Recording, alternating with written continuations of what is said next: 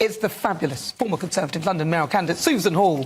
Hello, Nana. It's so good to have you on board because I wanted to talk to you in particular about what it was like as you went through that mayoral campaign, because there was so much out there and it must have been so pressured.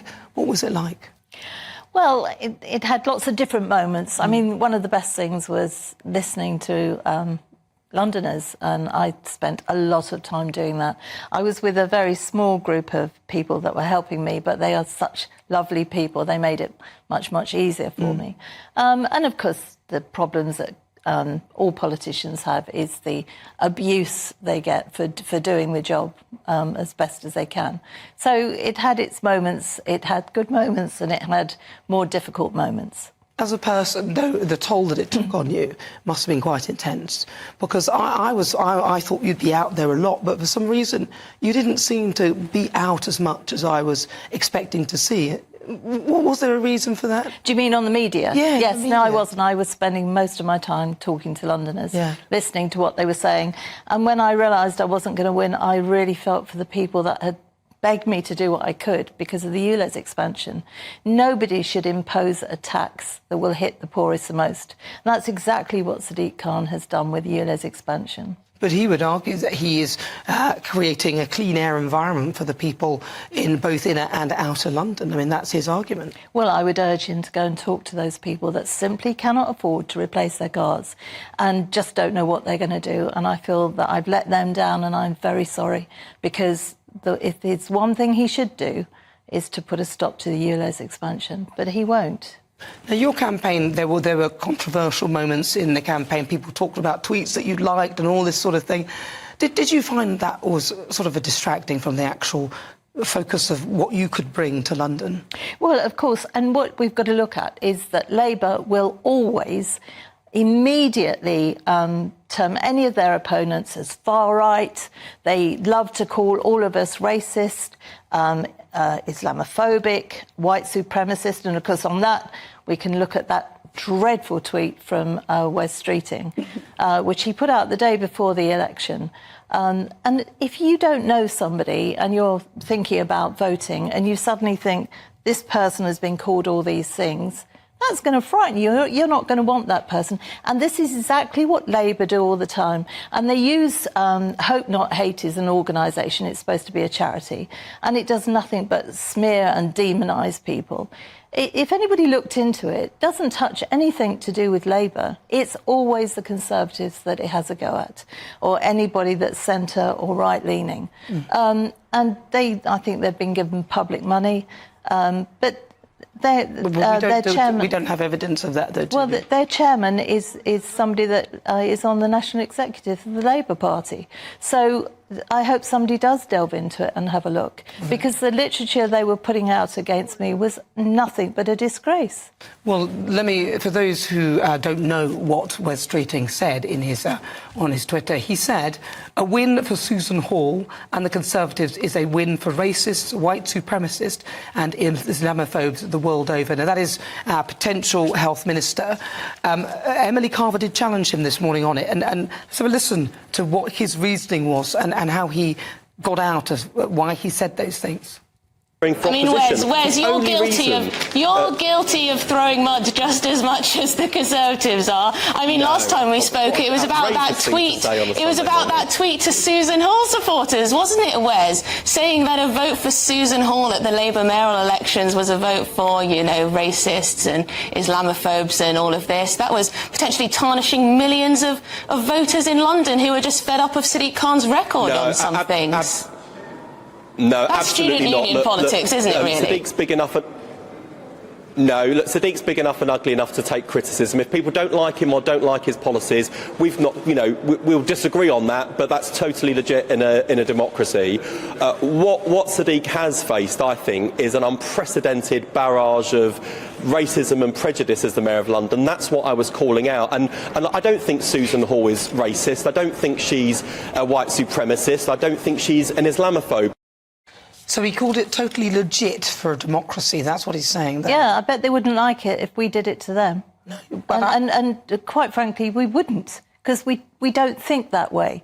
We don't think of our Labour colleagues as being scum. We don't think that way. But unfortunately, they do. And it's all very well for him to say, and I'm very glad he has said that, because I'd come in contact with him and I did like him. So clearly, the day before an election to do that, it's done for a reason. It's done to frighten people into thinking, oh, my goodness, we don't want somebody or people like that. Well, I think a lot of it probably had the reverse effect of some people thinking, well, whoa, if that's what the Labour Party think that that's good, acceptable to put out there, then it isn't acceptable. I mean, I looked at that and thought, if I did that and did something like that, I'm sure I would be in trouble. And if any of the people who work here said things like that, we would be in trouble for that. That's not something that you should be able to get away with. But what effect did it have on you personally? Because I know you wrote a piece in the paper about the effect that you were afraid to go out because of it. You've got to remember that 6.1 million people saw that tweet. And if they actually believed it, and 6.1 million is a hell of a lot of people that have seen it, if any of them believe it, and I'm out and about in London all the time, I'm on the Underground a lot, you know, it does put people in danger. And we should be far more responsible. And I'm afraid Labour are not responsible at all when they throw these accusations at Conservatives in particular, because who knows what will happen. And it's not good enough, quite frankly. Has he apologised to you personally for that? No, of course not. I don't see... Well, he doubled down on it, didn't he? But even there, he said that it's totally legit in a democracy for him to say that. Yeah, well, we can all take a view about that. I don't think it is. Well, you know, I would urge you, Wes, if you are listening, to apologise directly to Susan, because that's not acceptable. And actually, it's an insult to the people who voted for you. Absolutely. I mean, it's calling us all white supremacists and all that kind of thing, which what happened with Lee Anderson when he talked about Sadiq Khan, he was in trouble, he lost the whip, and he's no longer representing the Conservative Party. So, Suzanne, what happens now? You've been through the mayoral race. You didn't win. There was a moment where we thought you might win. Yep. But you sadly didn't win, obviously. A lot of Londoners were disappointed by that. What happens now? Well, I'm a Conservative through and through. I shall continue to fight for the Conservatives in the general election. I think many people need to be a bit concerned, because I think Sadiq Khan and Keir Starmer are looking at London and looking at the way that Sadiq Khan is raising money in London. The ULEZ expansion has brought him in eye-watering sums of money.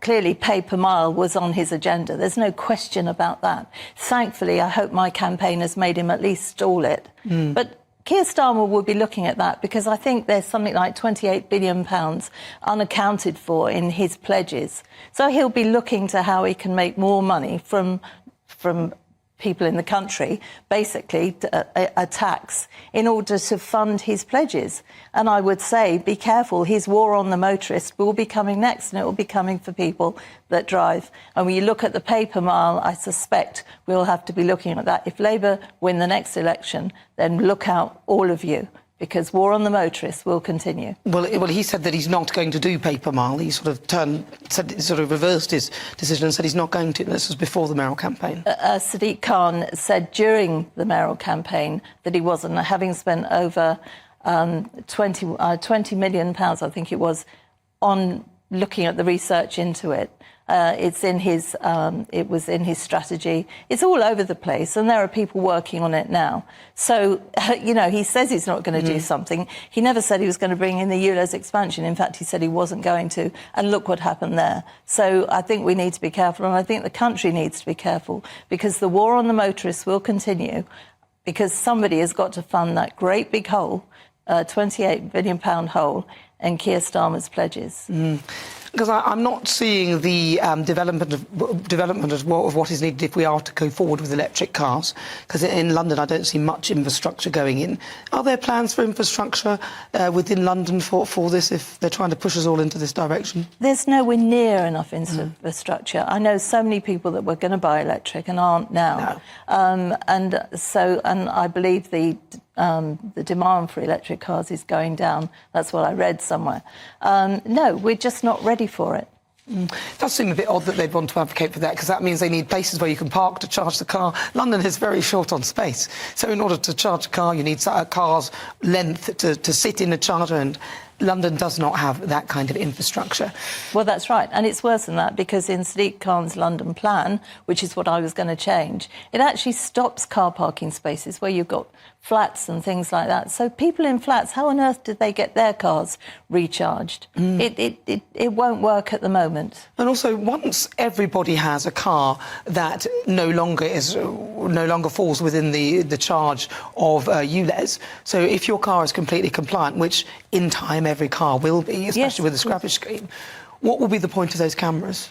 And that's... Well, it's pay per mile. That's where it's as obvious to all of us. But as I say, I think we're the test bed in London. I think the test bed to see how these things work, so that if Keir Starmer does come into power, that everybody can expect that throughout the country. And finally, knife crime, a big problem in London. Oh, shocking. And the Metropolitan Police, it doesn't feel that anything is happening.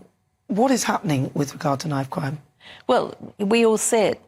Most days we see it. It is shocking, which is why people said, oh, the main thrust of your campaign was the ULEZ expansion. It wasn't, because that would have been stopped on day one. The main thrust of my campaign was around policing. I am passionate about policing. We need to get more police on the streets. Therefore, they need to be based back where the community they're policing are.